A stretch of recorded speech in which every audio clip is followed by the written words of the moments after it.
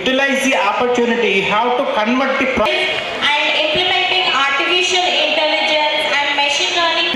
I did my level best to empower them, especially guidance ఇచ్చే విధంగా మీరు ఆలోచిస్తే డెఫినెట్గా ఉన్న ప్రాసెస్కి మీరు టెక్నాలజీస్ని ఎలా అప్లై చేయాలో వాళ్ళకి I'm able to provide the employment, first time employment.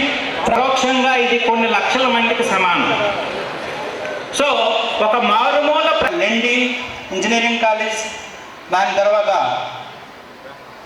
Srinivasarao college of pharmacy, తర్వాత మనం ఎందుకు వెనుకబాటుతనానికి నెట్టవేయబడ్డా make sure you are able to apply those technologies. ఎప్పుడు ఎక్కడ ఎలా వినియోగించుకోవాలో తెలిస్తేనే ఒక పారిశ్రామికవేత్తగా ఎదగాలి. తరగతి గదులే నూతన ఆవిష్కరణలకు నాంది అని చెప్పడం జరిగింది. ఒకప్పుడు మనం ఏదైనా బిజినెస్ స్టార్ట్ చేయాలంటే మనం పెద్ద పెద్ద బిజినెస్ల్లో ఉండాలి, లేదనుకుంటే మంచి మంచి ఫ్యామిలీస్లో ఉండాలి. కానీ ఈ రోజుల్లో ఏదైనా వ్యాపారాన్ని స్టార్ట్ చేసి దాన్ని నేషనల్ వైజ్గా కానీ గ్లోబల్ వైజ్గా కానీ చేయడానికి ఎలాంటి ఆపర్చునిటీ ఉంది, ఈ ప్రపంచీకరణ అనేది మనకి ఏ ఆపర్చునిటీని ఇచ్చింది అనేది చాలా విపులంగా చెప్పడం జరిగింది. దీంతో పాటు మన ఆంధ్రప్రదేశ్ రాష్ట్రం నుంచి గత 12 సంవత్సరాల్లో 50 లక్షల మంది పట్టభద్రులు వలస వెళ్ళిపోయారు. అలాగే మన ఉత్తరాంధ్ర ప్రాంతం నుంచి కూడా దాదాపుగా 30 లక్షల మంది ప్రజలు వలస వెళ్ళిపోయారు. ఎందుకు వలస వెళ్ళిపోయారంటే జీవనోపాధి లేకపోవడం వల్ల వలస వెళ్ళిపోయారు. వలస వెళ్ళిపోయిన తర్వాత వాళ్ళ బతుకులు ఏమైనా బాగున్నాయంటే ఏమీ బాగుపడడం లేదు.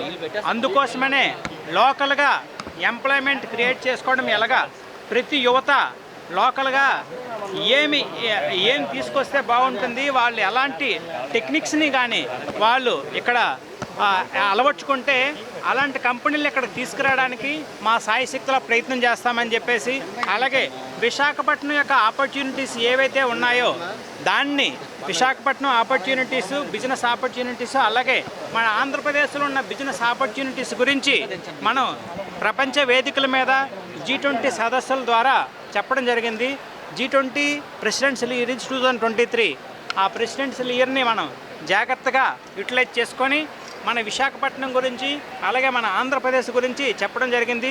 ఇంతవరకు ఈ యువశక్తి సదస్సులు అలాగే రైతు సదస్సులు ఒక ఐదు యువశక్తి సదస్సులు చేసాం, అలాగే ఒక 5 రైతు సదస్సులు చేసాం, ఇంకొక 5 సామాజిక సదస్సుల ద్వారా ఒక 50 లక్షల మందికి రీచ్ అయ్యాం. అలాగే వచ్చే 45 రోజుల నుంచి 50 రోజుల్లో ఇంకొక 10 యువశక్తి సదస్సులు, 10 రైతు సదస్సులు చేసి దాదాపుగా ఒక 3 నుంచి 4 కోట్ల మందికి రీచ్ అయ్యే విధంగా షెడ్యూల్ చేసి నెక్స్ట్ వచ్చే ప్రభుత్వం ఏ ప్రభుత్వం అయితే లోకల్గా ఎంప్లాయ్మెంట్ ఇస్తుందో ఆ ప్రభుత్వానికి మద్దతు తెలిపే విధంగా మా కార్యాచరణ రూపొందించడం జరిగింది.